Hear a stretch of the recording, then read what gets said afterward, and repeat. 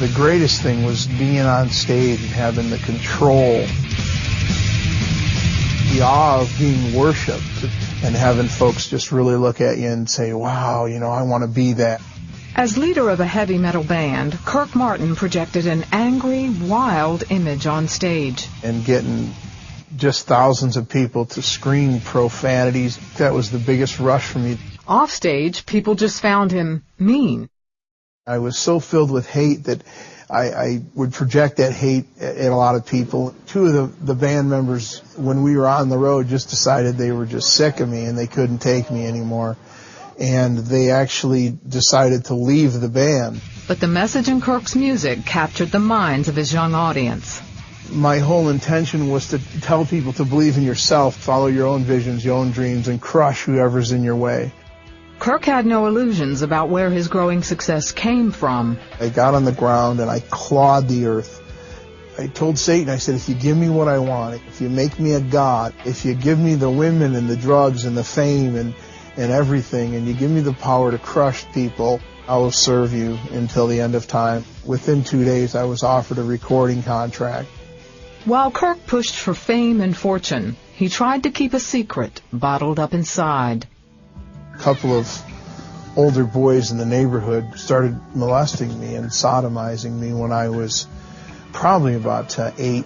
It happened more than once, and I never talked about it. I never told anybody about it.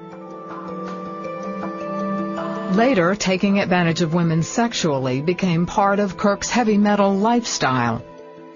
The worst part about my molestation was the fact that I, in turn, went out and violated others. Then, just as he was about to sign the record deal for which he'd sold his soul, he had an encounter with a mysterious stranger.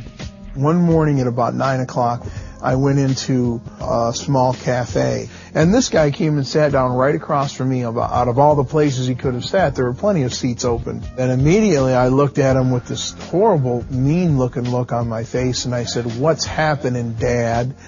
And he stopped stirring his coffee again and looked at me right in the face, and he said, "What's happening, Dad?"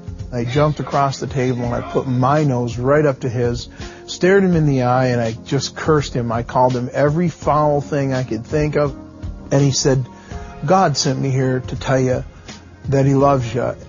And God wants you to know that he was not responsible for the young men that molested you when you were a young child." And the thing that was so mind-blowing about that is he used their names. And he said, "Jesus is waiting for you to turn your face towards home."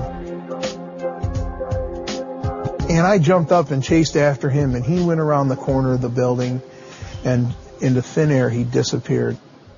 Not long after that, Kirk was sleeping in his band's tour bus when it shook violently in the middle of the night.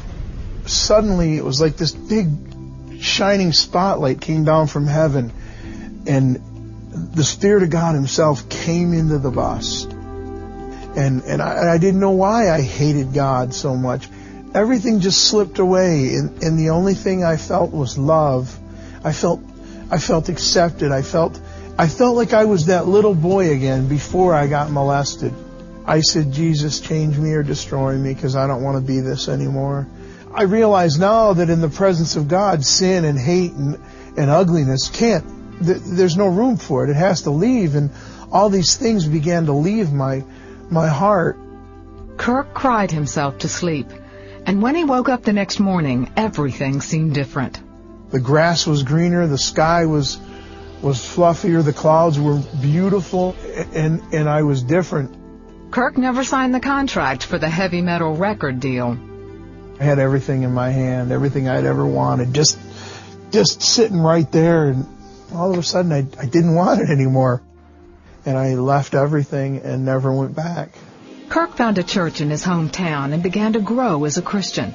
A Christian counselor also urged him to seek out the young men who had molested him and forgive them.